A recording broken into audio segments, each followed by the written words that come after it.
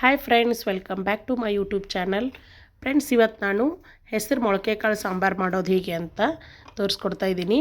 ಮೊಳಕೆ ಕಾಳು ಆರೋಗ್ಯಕ್ಕೆ ತುಂಬ ಒಳ್ಳೆಯದು ಮತ್ತು ಮೊಳಕೆ ಕಾಳಿನಲ್ಲಿ ಪೋಷಕಾಂಶ ಹೆಚ್ಚಾಗಿರುತ್ತದೆ.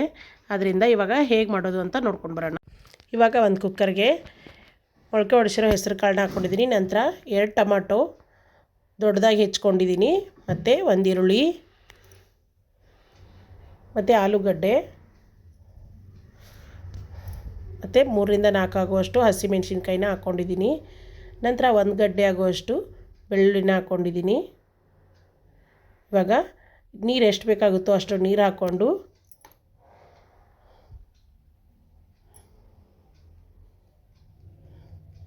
ಸ್ವಲ್ಪ ರುಚಿಗೆ ತಕ್ಕಷ್ಟು ಉಪ್ಪು ಮತ್ತು 1 ಚಿಟಿಕೆ ಅರಿಶಿಣ ಪುಡಿ ಹಾಕಿ ಗ್ಯಾಸ್ ಆನ್ ಮಾಡಿಕೊಂಡು ಲಿಡ್ ಕ್ಲೋಸ್ ಮಾಡಿ ಒಂದು 2ರಿಂದ 3 ವಿಸಲ್ನ ಹಾಕಿಸ್ಕೊಳ್ಳೋಣ.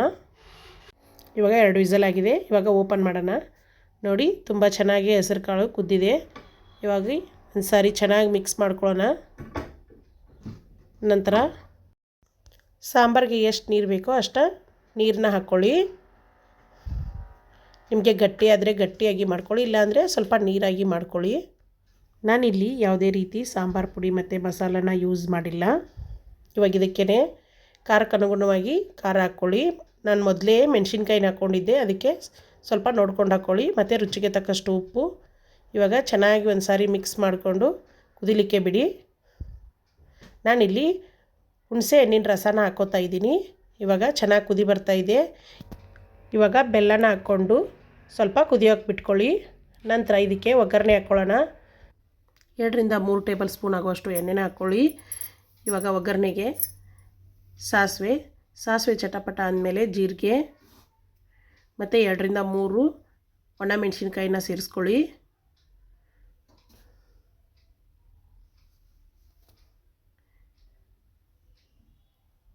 ನಂತರ ಜಜ್ಜಿರೋ ಬೆಳ್ಳುಳ್ಳಿ ಮತ್ತು ಕರಿಬೇವಿನ ಹಾಕ್ಕೊಂಡು 1 ಚಿಟಿಕೆ ಆಗುವಷ್ಟು ಇಂಗನ್ನ ಸೇರಿಸ್ಕೊಂಡು